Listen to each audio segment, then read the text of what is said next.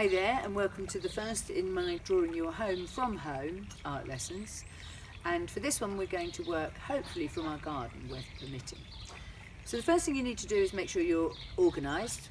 I've failed at the first hurdle. All my art equipment is at the studio, so I'm kind of making do a little bit. I haven't even got any cartridge paper. I'm using copier paper today. I've got a couple of pencils. One is a 2B and one's an HB. Ideally, I'd have had a 2B and a 4B. I've got my pencil and rubber ready, and I've also got a pen because I'm going to start with doing some quick warm-up sketches in pen and ink. I've got a book to lean on, and I've got plenty of paper so I won't keep disturbing myself and running back and forwards into the hand. So before you even get started, I'd like you to have a really good look around your home and find a good view to draw. There are many things to consider when you're deciding what is a good view. It may be how your house looks nice compositionally, it may be things you want to include or leave out of your view, and it may even include things like whether you want to challenge yourself to a really tricky drawing or whether you want to keep it quite simple for now. It's a good idea to frame your view like this. So you make two corners with your hands and you look from one angle, another angle, in and out to include more as you go around. Another way to frame your picture, of course, is to look through the lens of a camera, and that is also acceptable. So before I even get started, I'm going to do some warm-up exercises.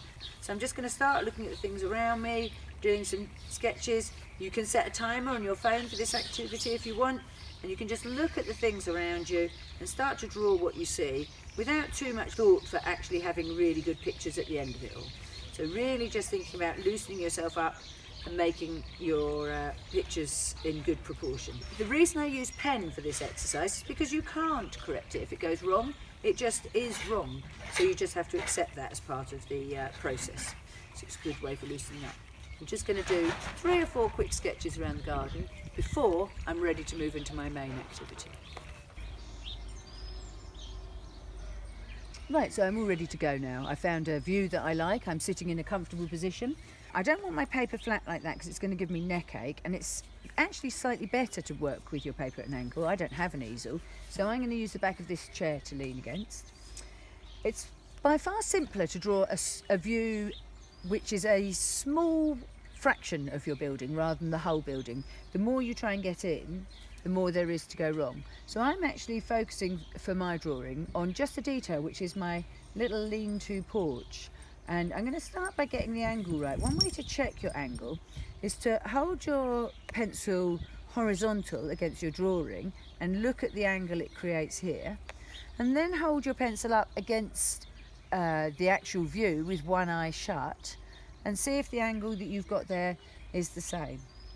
I'm going to start pressing lightly to start with, and then you can go back and put them in harder when you've checked your detail. So I'm checking the angle again.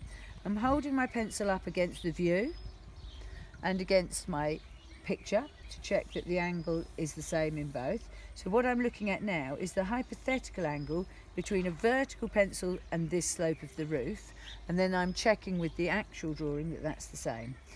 I'm also looking at things like negative spaces. So negative spaces are the spaces created, like here, by the gaps, the spaces in your drawing which aren't actually part of your artwork. Looking at those features makes me notice something that I've omitted, which is that the roof actually overhangs the wall there and then comes along a little bit along the side here.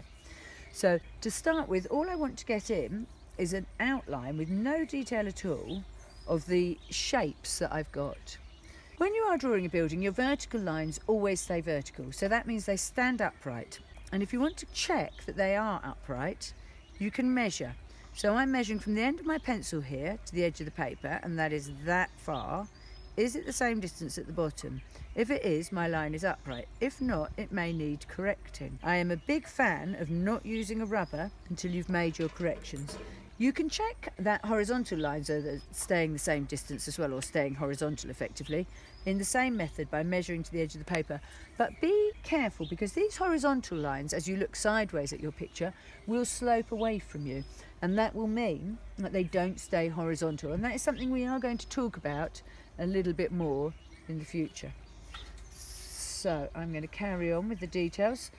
stopping frequently to look at your picture and check that you are happy with what you can see.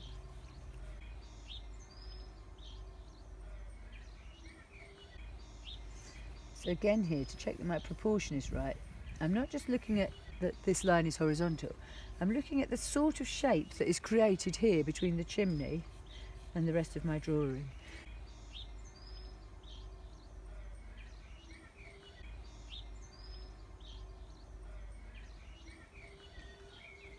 When you've got all your details included, or the outline of the basic shapes, then it's time to stop and look. So really, really important for all of your artwork is how much you look at it and how critical you are of your own piece of work. If you're not prepared to really think about what's working and what's not working, then you're unlikely to be able to get a really good drawing. So at this stage, I'm going to stop and just check that my picture looks good. It can be good to look at it from a distance, so I'm actually going to stand back from my picture and see if it looks like a house and if there's anything glaringly obvious in what I've done so far. Once you've got your outline in, you're ready to add in the details. This becomes the interesting bit.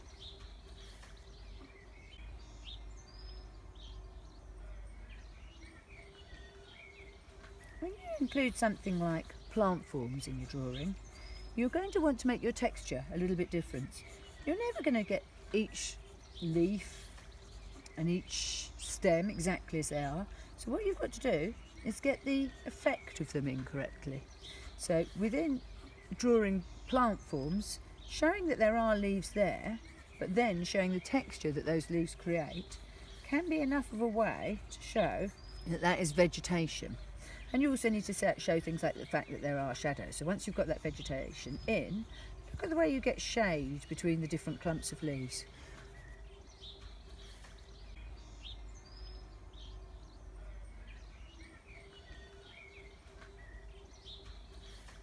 There are many different ways to shade. This method is called cross-hatching. When you do your lines in one direction and then in the other. When you are cross-hatching, it's quite important to get your edges in quite accurately before you start.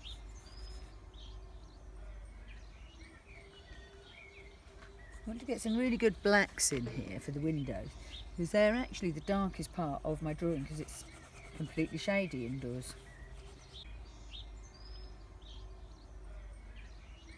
When you come to draw things like roof tiles, you don't actually need to draw them all in, but what you need to do is get an impression of them, and you need to get the size of them accurately. What is important is getting details like, for instance, the fact that they overlap each other. So these can be textures that you draw in at the edge of your picture and where they meet along the bottoms. So instead of drawing them as individual tiles, please don't draw all your tiles like that and then across like this. You'll find that they always overlap a little bit. So this line will be continued down here and this line will be continued up here, so that they kind of step as they go along.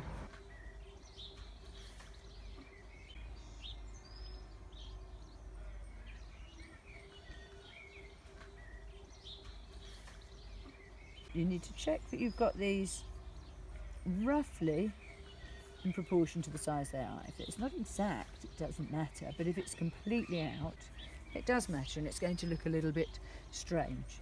So don't make things up. Look at those tiles. From where I'm sitting, the light shines on them evenly all the way around, and therefore they don't, the colours may vary a little, but they haven't got shading on them. What they've got is shading where they overlap each other a little bit, so we've got some little bit areas of shading underneath the tiles here and between the tiles, but no shading overall. The same is true of bricks. So look at the pattern that your bricks make. You might want to draw your lines in really lightly. In my case, my bricks are thinner than my tiles, so I need to make sure I get that accurately in my drawing. I start by getting the positions of them in, and then I'm going to start on the pattern.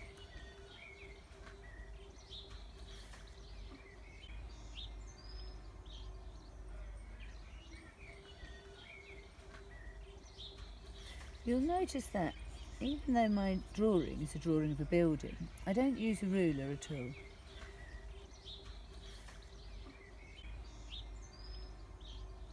Now, many of my lines are not accurate, but they're more interesting and they look more artistic because they're not even. So when I'm doing some really heavy shading like I am now, I turn my page sideways just because this middle section of the shading is nice and easy, no problem at all. But getting the edge how I want it is actually more important than getting the middle neat. The middle is just shade upon shade upon shade, so I'm not worried about it. What I'm worried about is the edge. And here I've got some lighter shading, so this time I'm not pressing as hard, so I'm trying to create a bit of an effect of the different shades as I draw it.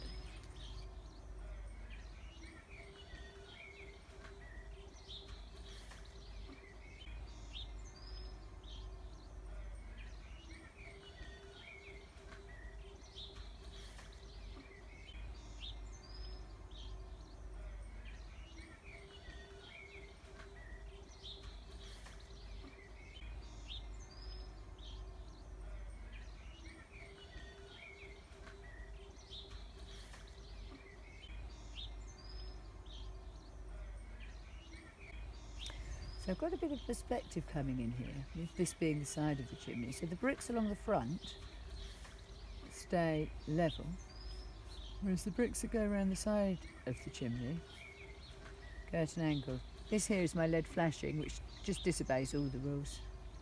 So I'm not even going to worry too much about getting that exactly right. And now I've got a little bit of a plinth at the bottom here, which is why it's a different size. And then, as with the other bricks, the pattern starts to come back in. When you're drawing bricks, it's generally a good idea to draw in some of them, but not all of them, because that's the way our eyes see things. When we're looking, we don't tend to focus on all of the bricks at the same time. We tend to focus on the bit that we're directly looking at. So a nice way to get an effect of the pattern of something is to draw in bits of it, but not all of it. So you can start to get your roof tiles, for instance, some of them in, and some of them are left out.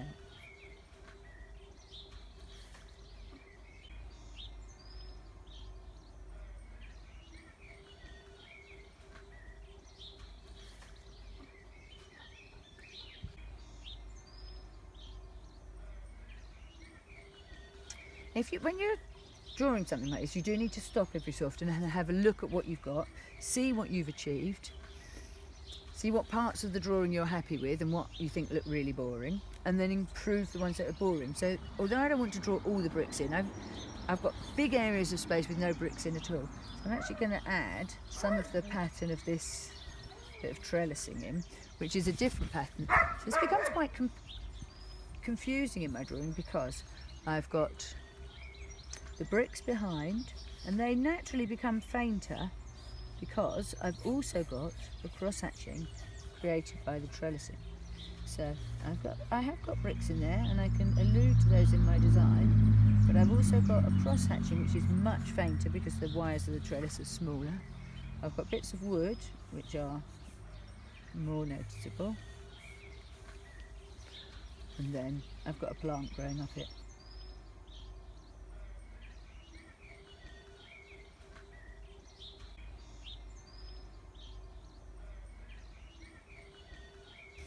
I've drawn around here the shape of the vegetation. I didn't want to, at the beginning, draw the actual plants in, but I wanted to be careful not to draw in the things that would go in front of the plants. So I drew the shape of the outline of the plants, and now I'm going to actually draw some texturing to show what the leaves are like. And I've got different sorts of plants growing, so I'm going to try and get different texture in different areas. Quite often when we're looking at a garden, we don't look at specific things. I've got some little daisies, poppies starting to come out here, so I'm going to draw some of those in. I'm going to try and get the heights of the different plants in. And areas of darkness between the leaves. That's coming.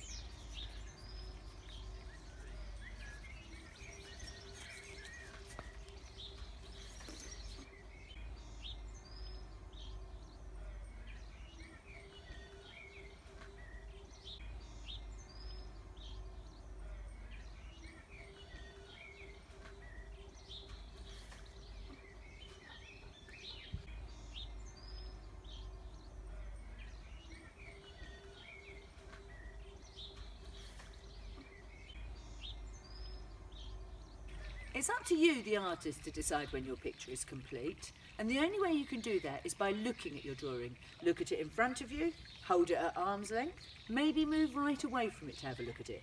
Make sure you've included shading in your drawing. If you're not happy with it now, it's not going so well, you can always leave it till later. The building's not going anywhere. Go in, have a break, come back to it. Sometimes when you look at things a little bit later, you see them with fresh eyes. Sometimes you just need a break to loosen up and come back to it. Only when you are really happy with your picture is it finished. Try not to give up, try not to throw it away and start again. If there's something wrong with it, look at it and work out what that thing is and then carry on with it. Only practice makes perfect. So enjoy yourself and see you next week.